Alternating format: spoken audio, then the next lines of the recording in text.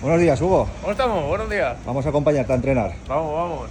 Vamos por aquí, que seguramente sea el pasillo con más frío de España. No veas, tío, qué hace. ¿De qué, Y nada, ¿de qué vamos habláis cuando venís por aquí? de tonterías. Ahora nos toca un poco en el gimnasio, que se sigue hablando de tonterías. Y un poco de risas antes de empezar a currar. ¿Qué os Y ahí toca? ya el mister, las risas se han acabado. ¿Qué tenéis hoy?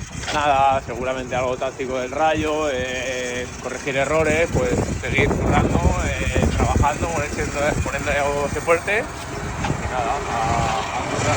¿Cómo os gusta esto? Sí, acompañando a Hugo. ¿No ves cómo solo se dice tonterías? Acompañando a Hugo y a Pepelu. Al mayor.